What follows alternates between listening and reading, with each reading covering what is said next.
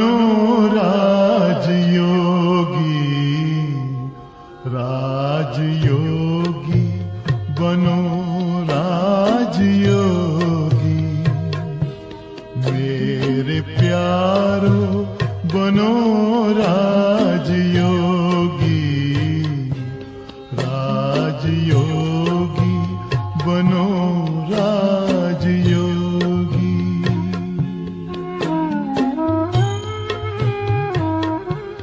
जिंदगी में परम शांति होगी। मेरे प्यारो बनो राजयोगी, राजयोगी बनो राजयोगी।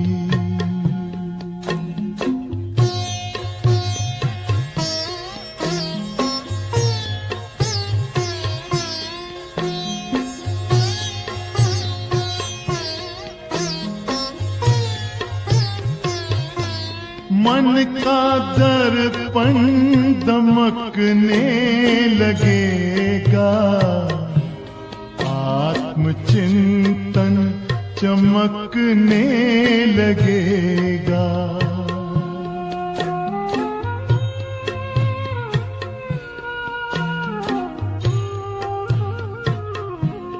मन का दर्पण दमकने लगेगा, आत्मचिंतन चमकने लगेगा।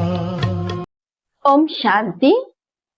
आज की मुरली है 29 अगस्त 2025 की। बाबा कहते, मीठे बच्चे अपनी सेफ्टी के लिए विकारों रूपी माया के चंबे यानी पंजे से सदा बचकर रहना है। देह अभिमान में कभी नहीं आना है। प्रश्न, पुण्य आत्मा बनने के लिए बाप सभी बच्चों को कौन सी मुख्य शिक्षा देते हैं? आज का उत्तर, बाबा कहते, बच्चे पुण्य आत्मा बनना है तो 1 नंबर पॉइंट, श्रीमत पर सदा चलते रहो। याद की यात्रा में गफलत नहीं करो। 2 नंबर, आत्मा अभिमानी बनने का पूरा पुरुषार्थ कर काम महाशत्रु पर जीत प्राप्त करो। यही समय है पुण्य आत्मा बन इस दुख धाम से पार सुख धाम में जाने का। ओम शांति। बाप ही रोज बच्चों से पूछते हैं, शिव बाबा के लिए ऐसे नहीं कहेंगे कि बछड़े वाल है। आत्माएं तो अनादि है ही, बाप भी है। इस समय जबकि बाप और दादा दोनों है, तभी बच्चों की संभाल करनी होती है। कितने बच्चे हैं जिनकी संभाल करनी होती है। एक एक का पोतामेल रखना होता है। जैसे लौकिक बाप को भी फुरना रहता है ना, समझते हैं हमारा बच्चा भी इस ब्राह्मण कुल में आ जाए तो अच्छा है। हमारे बच्चे भी पवित्र बन पवित्र दुनिया में चले। कहाँ इस पुराने माया के नाले में बह न जाए। बेहद के बाप को बच्चों का फुरना रहता है। कितने सेंटर से है, किस बच्चे को कहाँ भेजना है जो सेफ्टी में रहे। आजकल सेफ्टी भी मुश्किल है। दुनिया में कोई भी सेफ्टी नहीं है। स्वर्ग में तो हर एक की सेफ्टी है, यहाँ कोई की सेफ्टी नहीं है। कहाँ न कहाँ विकारों रूपी माया के चंबे में फंस पड़ते हैं। अभी तुम आत्माओं को यहाँ पढ़ाई मिल रही है, सत का संग भी यहाँ है। यहाँ ही दुख धाम से पार सुख धाम में जाना है। क्योंकि अब बच्चों को पता पड़ा है, क्या पता पड़ा है कि दुख धाम क्या है, सुख धाम क्या है। बरोबर अभी दुख धाम है। हमने पाप बहुत किए हैं और वहां पुण्य आत्माएं ही रहती है। हमको अभी पुण्य आत्मा बनना है। अभी तुम हर एक अपने 84 जन्मों की हिस्ट्री, ज्योग्राफी को जान गए हो। दुनिया में कोई भी 84 जन्मों की हिस्ट्री, ज्योग्राफी नहीं जानते। अभी बाप ने आकर सारी जीवन कहानी समझाई है। अभी तुम जानते हो हमें पूरा पुण्य आत्मा बनना है। कैसे बनेंगे पूरा पुण्य आत्मा? याद की यात्रा से। इसमें ही बहुत धोखा खाते हैं। गफलत करने से बात कहते हैं इस समय गफलत अच्छी नहीं है, श्रीमत पर चलना है। उसमें भी मुख्य बात कहते हैं एक तो याद की यात्रा में रहो, दूसरा काम महाशत्रु पर जीत पानी है। बाप को सब पुकारते हैं क्योंकि उनसे शांति और सुख का वर्षा मिलता है। किसको मिलता है? आत्माओं को। आगे देह अभिमानी थे तो कुछ पता नहीं पड़ता था। अभी बच्चों को आत्म अभिमानी बनाया जाता है। नए को पहले पहले एक हद के, दूसरा बेहद के बाप का परिचय देना है। बेहद के बाप से स्वर्ग यानी बहिष्ठ नसीब होता है। हद के बाप से दोजक यानी नरक नसीब होता है। बच्चा जब बालिग बनता है तो प्रॉपर्टी का हकदार बनता है। जब समझ आती है फिर धीरे धीरे माया के अधीन बन पड़ते हैं। वह सब है रावण राज्य, बेकारी दुनिया की रस्म रिवाज। अभी तुम बच्चे जानते हो यह दुनिया बदल रही है। इस पुरानी दुनिया का विनाश हो रहा है। एक गीता में ही विनाश का वर्णन है और कोई शास्त्र में महाभारत, महाभारी लड़ाई का वर्णन नहीं है। गीता का है ही यह पुरुषोत्तम संगम युग। गीता का युग माना आदि सनातन देवी देवता धर्म की स्थापना। गीता है ही देवी देवता धर्म का शास्त्र, तो यह गीता का युग है। जबकि नई दुनिया स्थापन हो रही है, मनुष्यों को भी बदलना है, मनुष्य से देवता बनना है। नई दुनिया में जरूर देवी गुणों वाले मनुष्य चाहिए ना। इसीलिए बाबा भी आकर के मनुष्य को ही पढ़ाते हैं, मनुष्य को ही सुधारते हैं और मनुष्य को ही देवी गुण वाला संपन्न देवी देवता बनाते हैं। इन बातों को दुनिया नहीं जानती। उन्होंने कल्प की आयु का टाइम बहुत दे दिया है। अभी तुम बच्चों को बात समझा रहे हैं। तुम समझते हो बरोबर बाबा हमको पढ़ाते हैं। श्री कृष्ण को कभी बाप, टीचर व गुरु नहीं कह सकते। श्री कृष्ण टीचर हो तो सीखा कहाँ से? उनको ज्ञान सागर नहीं कहा जा सकता। किनको? श्री कृष्ण को। ज्ञान का सागर एक शिव बाबा को ही कहा जा सकता है। ये टाइटल उनका ही है। अभी तुम बच्चों को बड़ों बड़ों को समझाना है। आपस में मिलकर राय करनी है कि सर्विस की वृद्धि कैसे हो, विहंग मार्ग की सर्विस कैसे हो। ब्रह्मा कुमारियों के लिए जो इतना हंगामा करते हैं, फिर समझेंगे यह तो सच्चे हैं, बाकी दुनिया तो है झूठी। इसलिए सच की नैया को हिलाते रहेंगे। तूफान तो आते हैं ना। तुम नैया हो जो पार जाती हो। तुम जानते हो हमको इस मायावी दुनिया से पार जाना है। सबसे पहले नंबर में तूफान आता है देह अभिमान का। वह है सबसे बुरा। इसने ही सबको पतित बनाया है। तब तो बाप कहते हैं काम महाशत्रु है। यह जैसे बहुत तेज तूफान है। कोई तो इन पर जीत पाए हुए भी है, गृहस्थ व्यवहार में गाए हुए हैं, फिर कोशिश करते हैं बचने की।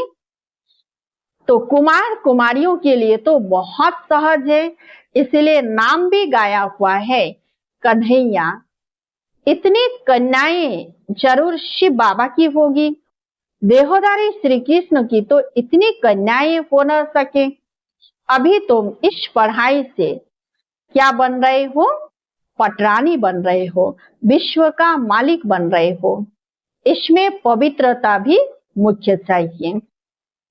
अपने आप को देखना है कि याद का चार्ट ठीक है। बाबा के पास कोई का 5 घंटे का, कोई का 2-3 घंटे का भी चार्ट आता है। कोई तो लिखते ही नहीं है, बहुत कम याद करते हैं। सबकी यात्रा एक रस हो न सके। अजून ढेर बच्चे वृद्धि को पाएंगे। हर एक को अपना चार्ट देखना है। मैं कहाँ तक पद पा सकूंगा, कहाँ तक खुशी है। हमको सदैव खुशी क्यों नहीं होनी चाहिए, जबकि उच्च से उच्च बाप के बने हैं। ड्रामा अनुसार तुमने बहुत भक्ति की है। भक्तों को फल देने के लिए ही बाप आया है। रावण राज्य में तो विक्रम होता ही है। तुम पुरुषार्थ करते हो सतो प्रधान दुनिया में जाने का। जो पूरा पुरुषार्थ नहीं करेंगे तो सतो में आएंगे। तो सब थोड़े ही इतना ज्ञान लेंगे, संदेश जरूर सुनेंगे, फिर कहाँ भी होंगे। इसलिए कोने कोने में जाना चाहिए। तो बाबा क्या कहते हैं कि सभी ज्ञान नहीं लेंगे, लेकिन ये मैसेज सब तक जरूर पहुंचेगा, क्योंकि मालूम तो नहीं है कि कौन बाबा के बच्चे हैं, कौन इस दैवी कुल की आत्माएं हैं, ब्राह्मण कुल की आत्माएं हैं। इसलिए बाबा कहते कोई भी एक भी आत्माएं बाबा का संदेश से वंचित न रह जाए, ताकि उन्होंने बाद में उल्हना दे कि हमें मालूम नहीं कि भगवान आया और हमको पता भी नहीं चला। इसलिए बाबा कहते हैं कि सबको ये मैसेज हमें जरूर देना है। तो बाबा कहते विलायत में भी मिशन जानी चाहिए। जैसे बौद्धियों की, क्रिश्चियंस की यहाँ मिशन है ना, दूसरे धर्म वालों को अपने धर्म में लाने की मिशन होती है। तुम समझाते हो कि हम असूल में देवी देवता धर्म के थे, अब हिंदू धर्म के बन गए हैं। तुम्हारे पास बहुत करके हिंदू धर्म वाले ही आएंगे। उनमें भी जो शिव के देवताओं के पुजारी होंगे वह आएंगे। जैसे बाबा ने कहा राजाओं की सेवा करो, वह अक्सर करके देवताओं के पुजारी होते हैं। उन्हों के घर में मंदिर रहते हैं, उन्हों का भी कल्याण करना है। तुम भी समझो हम बाबा के साथ दूर देश से आए हैं। बाप आए ही है नई दुनिया स्थापन करने, तुम भी कर रहे हो। जो स्थापना करेंगे वह पालना भी करेंगे। अंदर में नशा रहना चाहिए। हम शिव बाबा के साथ आए हैं देवी राज्य स्थापन करने, सारे विश्व को स्वर्ग बनाने। आश्चर्य लगता है इस देश में क्या क्या करते रहते हैं, पूजा कैसे करते हैं। नवरात्रि में देवियों की पूजा होती है ना, रात्रि है तो दिन भी है। तुम्हारा एक गीत भी है ना, क्या कौतुक देखा, मिट्टी का पुतला बनाए श्रृंगार कर उसकी पूजा करते हैं। उनसे फिर दिल इतनी लग जाती है, जो जब डूबने जाते हैं तो रो पड़ते हैं। तो बाबा कहते हैं मिट्टी के पुतलों से भी मनुष्यों को लगाव हो जाता है। तो जैसे देवियों को जब डुबोने जाते हैं तो उस समय कितना रोते रहते हैं। तो मनुष्य जब मरते हैं तो अर्थी को भी ले जाते हैं, हरि बोल कर डुबो देते हैं। जाते तो बहुत है ना, नदी तो सदैव है। तुम जानते हो यह जमुना का कंठा था जहाँ रास विलास आदि करते थे। वहां तो बड़े बड़े महल होते हैं, तुमको ही जाकर बनाने हैं। जब कोई बड़ा इम्तिहान पास करते हैं तो उनकी बुद्धि में चलता है, पास होकर फिर यह करेंगे, मकान बनाएंगे। तो बच्चों को भी ख्याल रखना है, हम देवता बनते हैं। अब हम अपने घर जाएंगे, घर को याद कर खुश होना चाहिए। मनुष्य मुसाफिरी कर घर लौटते हैं तो खुशी होती है। हम अब घर जाते हैं तो बाबा भी हमें क्या कहते हैं कि अभी हमारा घर बहुत नजदीक दिखाई दे रहा है, तो इसीलिए हमें खुशी होनी चाहिए कि बस अभी हम पहुंचने ही वाले हैं। तो जहाँ जन्म हुआ था, हम आत्माओं का भी घर है। आत्माओं का घर कौन सा है? मूल वतन। कितनी खुशी होती है। मनुष्य इतनी भक्ति करते ही है मुक्ति के लिए, परंतु ड्रामा में पार्ट ऐसा है जो वापिस जाने का कोई भी मिलता नहीं है। तुम जानते हो, उनको आधा कल्प पार्ट जरूर बजाना है। हमारे अब 84 जन्म पूरे होते हैं। अब वापिस जाना है और फिर राजधानी में आएंगे। बस घर और राजधानी याद है। यहाँ बच्चे भी कोई कोई को अपने कारखाने आदि याद रहते हैं। जैसे देखो बिरला है, कितने उनके कारखाने आदि है, सारा दिन उनको ख्यालात रहती होगी। इसलिए बाबा कहते हैं ना कि सारा दिन में अगर बीच बीच में थोड़ा सा 1 मिनट 2 मिनट 5 मिनट का समय निकाल करके भी हमें जरूर बाबा को याद करना है, नहीं तो सारा दिन इतना ही हमारा मन और बुद्धि बिजी हो जाता है। तो जब योग में भी बैठते हैं तो वही बातें याद आता है कि सारा दिन मैंने क्या किया किया, अभी क्या करना है, क्या काम अभी बाकी है। चाहे मुरली सुनने के समय भी हमारा ध्यान मुरली में नहीं होता है कि बाबा क्या कह रहे हैं, हमारा ध्यान उधर ही रहता है, अपने काम धंधे की तरफ ही। तो इसीलिए बाबा कहते हैं कि देखो जैसे बिरला है, कितने उनके कारखाने आदि है, सारा दिन उनको ख्यालात रहती होगी। उनको कहे बाबा को याद करो तो कितनी उनको अटक पड़ेगी। घड़ी घड़ी धंधा याद आता रहेगा। सबसे सहज है माताओं को, उनसे भी कन्याओं को जीते जी मरना है, सारी दुनिया को भूल जाना है। तुम अपने को आत्मा समझ शिव बाबा के बनते हो, इसको जीते जी मरना कहा जाता है। देह शहीद, देह के सब संबंध छोड़ अपने को आत्मा समझ शिव बाबा का बन जाना है। शिव बाबा को ही याद करते रहना है, क्योंकि पापों का बोझा सिर पर बहुत है। दिल तो सबकी होती है, हम जीते जी मरकर शिव बाबा का बन जाएं। शरीर का भान न रहे, हम अशरीरी आए थे, फिर अशरीरी बनकर जाना है। बाप के बने हैं तो बाप के सिवाय दूसरा कोई याद न रहे। ऐसा जल्दी हो जाए तो फिर लड़ाई भी जल्दी लगे। बाबा कितना समझाते हैं, हम तो शिव बाबा के हैं ना, हम वहां के रहने वाले हैं। यहाँ तो कितना दुख है। अभी यह अंतिम जन्म है। बाप ने बताया है तुम शतो प्रधान थे तो और कोई नहीं था। तुम कितने साहूकार थे। भले इस समय पैसे कौड़ी है, परंतु यह तो कुछ है ही नहीं। कौड़ियां है, यह सब अल्पकाल सुख के लिए है। बाप ने समझाया है, पास्ट में दान पुण्य किया है तो पैसा भी बहुत मिलता है, फिर दान करते हैं, परंतु यह है एक जन्म की बात, और बाबा हमें 21 जन्म के लिए हमें तैयारी कर रहे हैं कि 21 जन्म हम सदा सुखी रहेंगे। तो यहाँ तो जन्म जन्मांतर के लिए साहूकार बनते हैं। जितना बड़ा कहावना उतना बड़ा दुख पाना। जिनको बहुत धन है वो फिर बहुत फंसे हुए हैं, कभी ठहर न सके। कोई साधारण गरीब ही सरेंडर होंगे, साहूकार कभी नहीं होंगे। वह कमाते ही है पुत्र पुत्री के लिए कि हमारा कुल चलता रहे। खुद उस घर में नहीं आने वाले हैं, पुत्र पुत्री आए जिन्होंने अच्छे कर्म किए हैं। जैसे बहुत दान जो करते हैं तो वह राजा बनते हैं, परंतु एवर हेल्दी तो नहीं है। राजाई की तो क्या हुआ, अविनाशी सुख नहीं है। बाबा क्या कहते हैं कि जिन्होंने बहुत दान किया है तो फिर वो राजा के घर में जन्म लिया, राजाई में जन्म लिया, लेकिन एवर हेल्दी तो नहीं बनेंगे, निरोगी तो नहीं बनेंगे। इसलिए आज के समय में चाहे कोई साहूकार हो चाहे कोई गरीब हो, सब रोगी है, सब दुखी है, सब परेशान है, सब अशांत है। तो बाबा कहते हैं कि बाप को पुकारते हैं कि हमारे दुख दूर करो, क्योंकि यहाँ अनेक प्रकार के दुख होते हैं, वहां यह सब दुख दूर हो जाएंगे।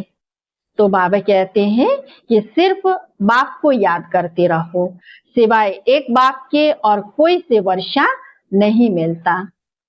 तो बाप सारे विश्व का दुख दूर करते हैं। इस समय तो जानवर आदि भी कितना दुखी है। यह है ही दुख धाम। दुख बढ़ता जाता है, तमो प्रधान बनते जाते हैं। अभी हम संगम युग पर बैठे हैं, वह सब कलयुग में है। यह है पुरुषोत्तम संगम युग। बाबा हमको पुरुषोत्तम बना रहे हैं। यह याद रहे तो भी खुशी रहे। भगवान पढ़ाते हैं, विश्व का मालिक बनाते हैं। यह भला याद करो, उनके बच्चे भगवान भगवती होने चाहिए ना। पढ़ाई से कैसे होंगे? पढ़ाई से। भगवान तो सुख देने वाला है, फिर दुख कैसे मिलता है? वो भी बाप बैठ समझाते हैं। भगवान के बच्चे फिर दुख में क्यों हैं? भगवान दुख करता सुख करता है तो जरूर दुख में आते हैं, तब तो गाते हैं।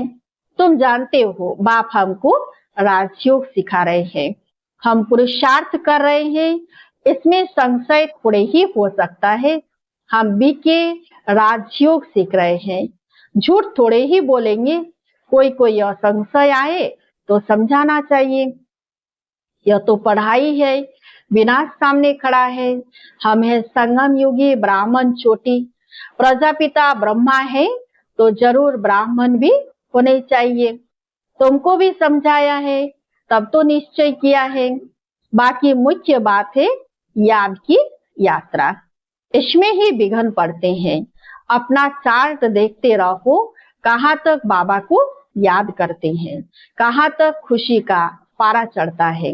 यह आंतरिक खुशी रहनी चाहिए कि हमको भगवान पतित पावन का हाथ मिला है। हम शिव बाबा से ब्रह्मा द्वारा हैंडशेक करते हैं, तो बाबा से हम कैसे हैंडशेक करते हैं? ब्रह्मा बाबा के द्वारा, क्योंकि शिव बाबा ने किसका आधार लिया है? किस रथ का? ब्रह्मा बाबा का ना। तो इसलिए बाबा से हम बातें करेंगे, बाबा से हम दृष्टि लेंगे, बाबा से हम हैंडशेक करेंगे, तो ब्रह्मा बाबा के द्वारा हम शिव बाबा से हैंडशेक करते हैं। अच्छा, मीठे मीठे हिकिलधे बच्चों प्रति मात पिता बाप दादा का याद प्यार और गुड मॉर्निंग। रूहानी बाप की रूहानी बच्चों को नमस्ते। हम सब रूहानी बच्चों की रूहानी बाप दादा को याद प्यार और गुड मॉर्निंग। नमस्ते नमस्ते नमस्ते। धारणा के लिए मुख्य सार। 1 नंबर है, अपने घर और राजधानी को याद कर अपार खुशी में रहना है। सदा याद रहे, अब हमारी मुसाफिरी पूरी हुई, हम जाते हैं अपने घर, फिर राजधानी में आएंगे। 2 नंबर है, हम शिव बाबा से ब्रह्मा द्वारा हैंडशेक करते हैं। वह भगवान हमें पतित से पावन बना रहे हैं। हम इस पढ़ाई से स्वर्ग की पटरानी बनते हैं। इसी आंतरिक खुशी में रहना है। आज का वरदान, 3 प्रकार की विजय का मेडल प्राप्त करने वाले सदा विजयी भव। 3 प्रकार की विजय का मेडल प्राप्त करने वाले सदा विजयी भव। विजय माला में नंबर प्राप्त करने के लिए पहले 100 पर विजयी, फिर सर्व पर विजयी और फिर प्रकृति पर विजयी बनो। जब यह 3 प्रकार की विजय के मेडल प्राप्त होंगे, तब विजय माला का मन का बन सकेंगे। 100 पर विजयी बनना अर्थात अपने व्यर्थ भाव स्वभाव को श्रेष्ठ भाव शुभ भावना से परिवर्तन करना। जो ऐसे 100 पर विजयी बनते हैं, वे ही दूसरों पर भी विजय प्राप्त कर लेते हैं। प्रकृति पर विजय प्राप्त करना अर्थात वायुमंडल, वाइब्रेशन और स्थूल प्रकृति की समस्याओं पर विजयी बनना। स्लोगन, स्वयं की कर्मेंद्रियों पर संपूर्ण राज्य करने वाले ही सच्चे राजयोगी है। स्वयं की कर्मेंद्रियों पर संपूर्ण राज्य करने वाले ही सच्चे राजयोगी है। अव्यक्त इशारे, सहज योगी बनना है तो परमात्मा प्यार के अनुभवी बनो।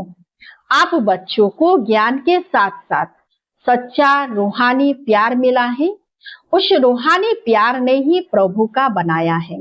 हर बच्चे को डबल प्यार मिलता है, एक बाप का, दूसरा देवी परिवार का। तो प्यार के अनुभव ने परवाना बनाया है। प्यार ही चुंबक का काम करता है, फिर सुनने व मरने के लिए भी तैयार हो जाते हैं। संगम पर जो सच्चे प्यार में जीते जी मरता है, वही स्वर्ग में जाता है। अच्छा, ओम शांति।